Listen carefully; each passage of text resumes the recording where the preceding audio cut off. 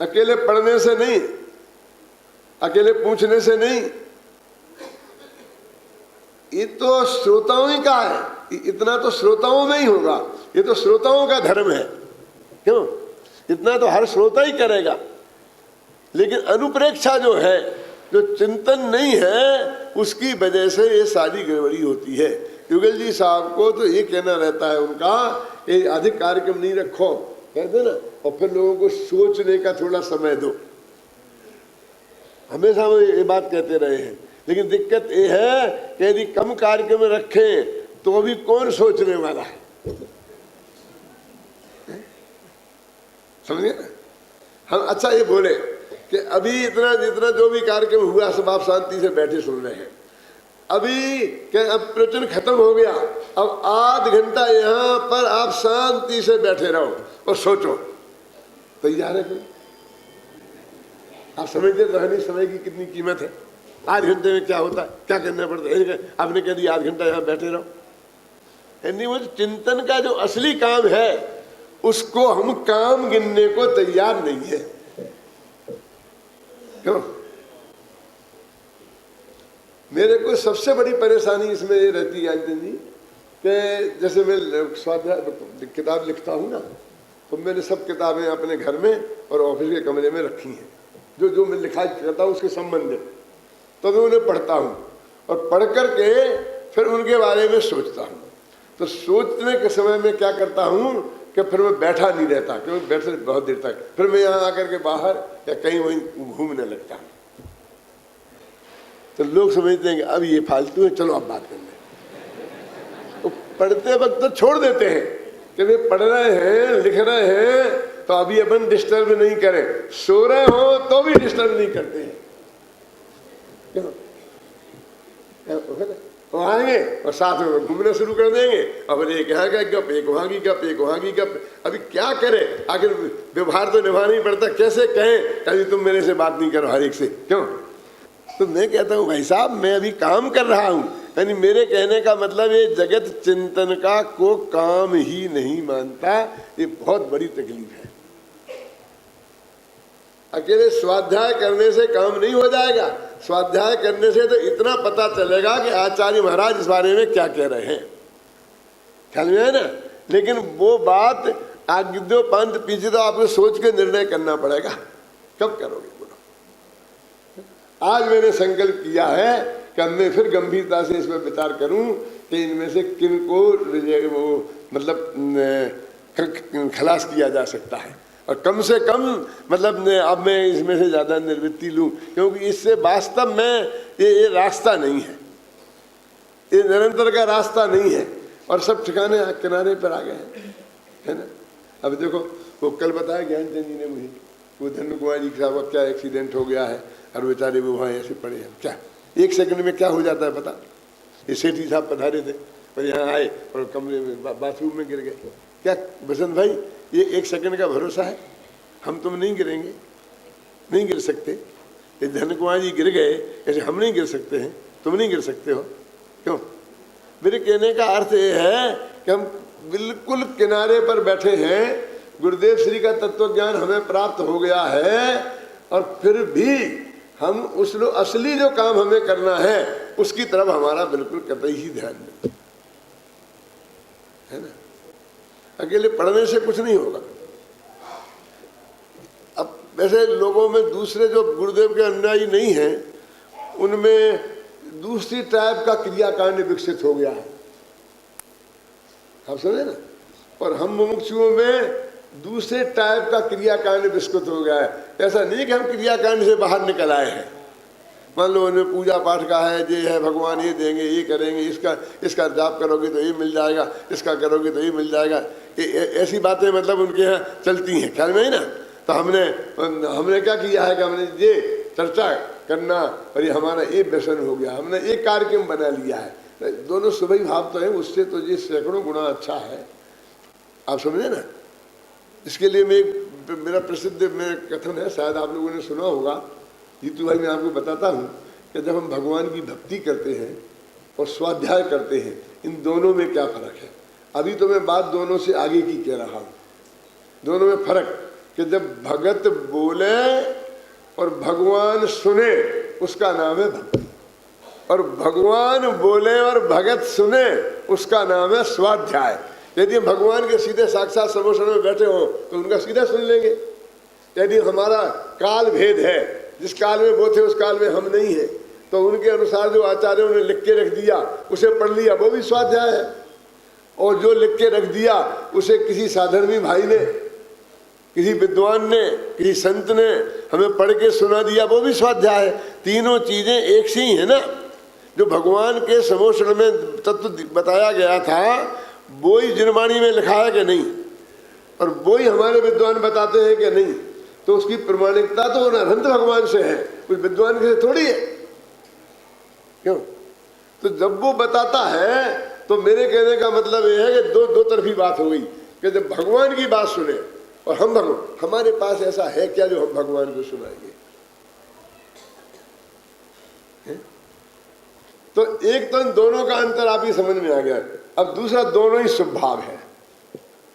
आप कहेंगे कि दोनों ही शुभ भाव है, लेकिन वो शुभ भाव और इस शुभ भाव में ये फर्क है कि उसमें तो रोजाना आप वही की वही चीज रिपीट करते हैं जो आपकी जबान को याद हो गई है और जिसका अर्थ समझने की आपको आवश्यकता ही महसूस नहीं होती है।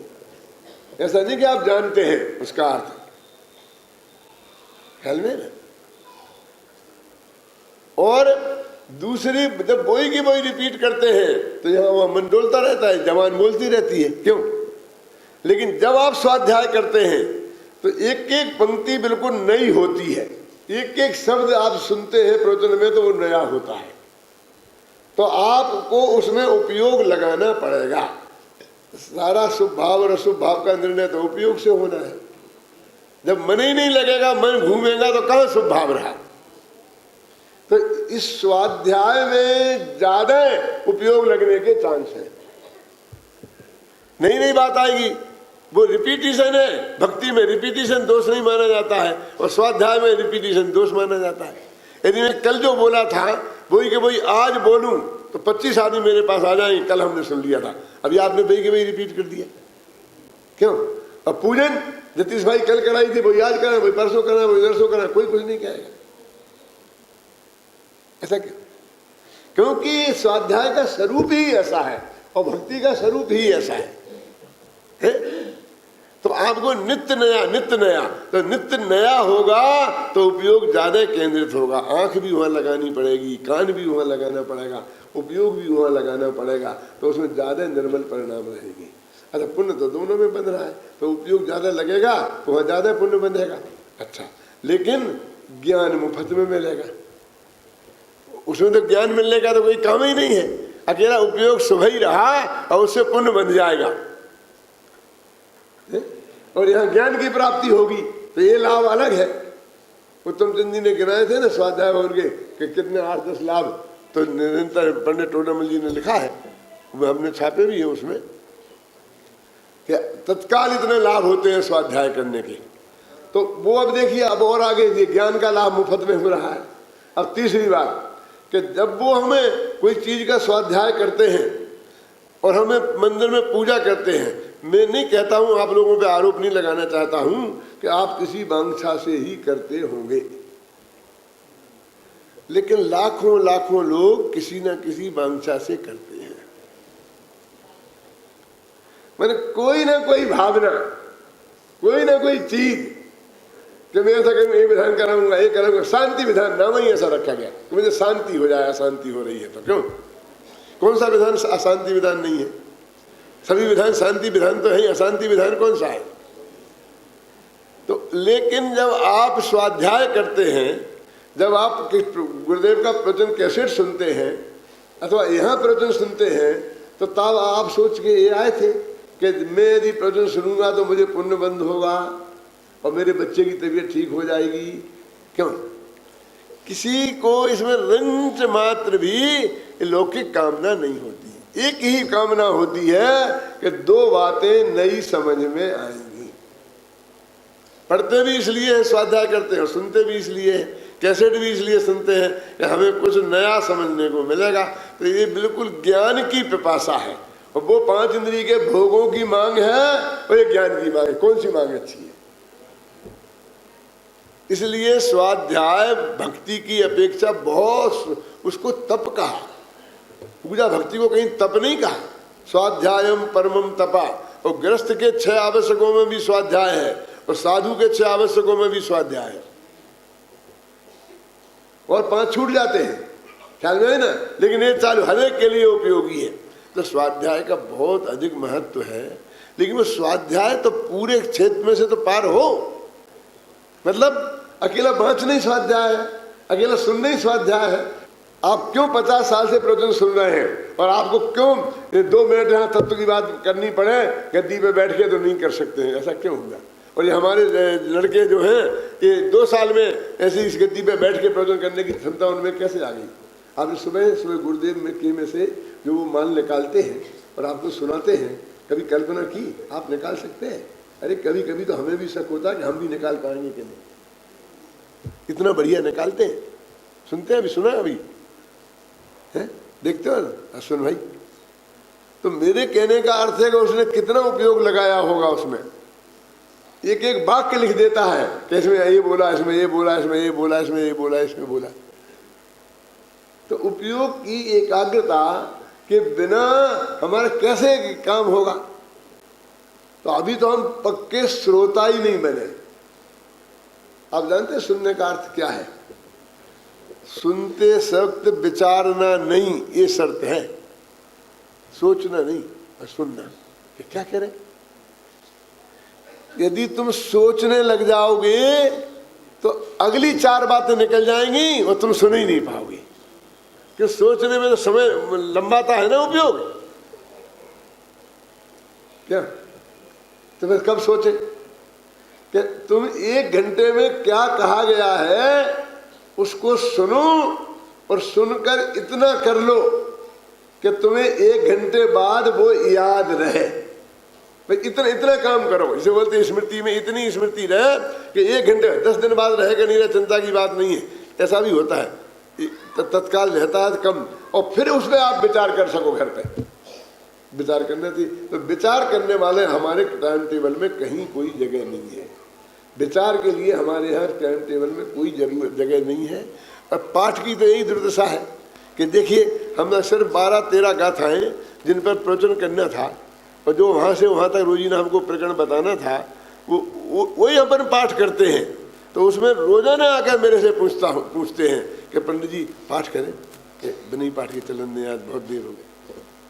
मैंने काटने को अकेले यही 2 मिनट मिलते हैं तुम्हारे लिए। क्यों? ये पाठ नाम का स्वाध्याय है।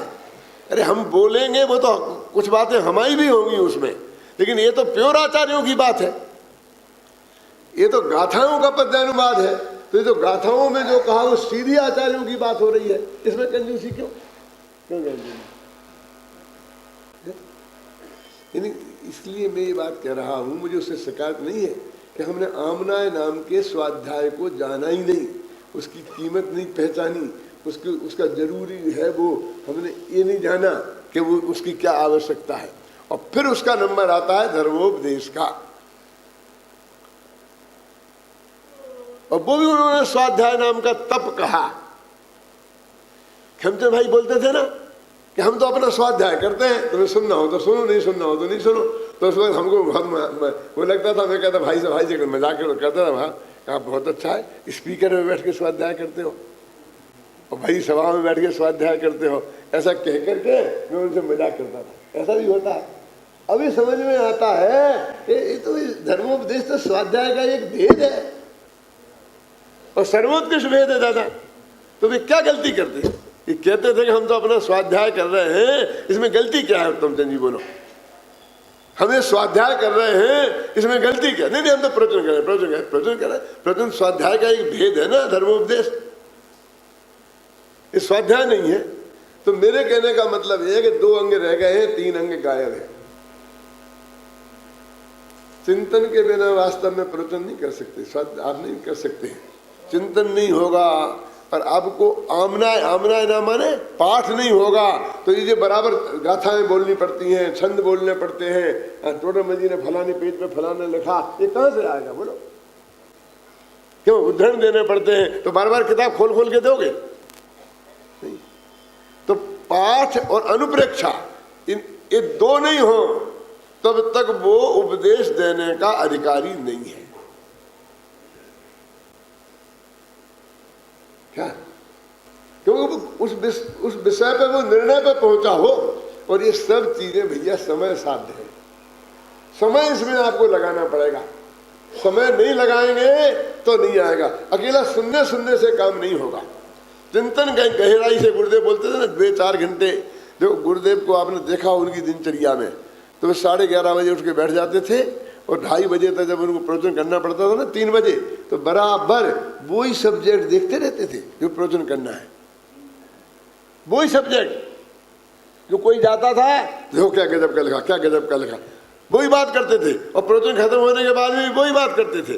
क्यों? कि उनके दिमाग में निरंतर वो चीज घूमती थी। जब ऐसा हमारा स्वाध्याय का तरीका निकलेगा तो हमारे को ये स्थिति नहीं बनेगी जो स्थिति आज हमारी बन रही है। हमको इन लौकिक कार्यों से, अपने घर के काम हो या समाज के काम हो, कुछ ना कुछ समय अवश्य इसमें से निकालना चाहिए। गंभीरता से स्वाध्याय करने के लिए, चिंतन के लिए, मनन के लिए, डिसीजन के लिए। अकेला डिसीजन, लौकिक डिसीजन ही डिसीजन नहीं है, तत्व के बारे में भी डिसीजन है। तो अन्यथा वो कल्याण का मार्ग नहीं है।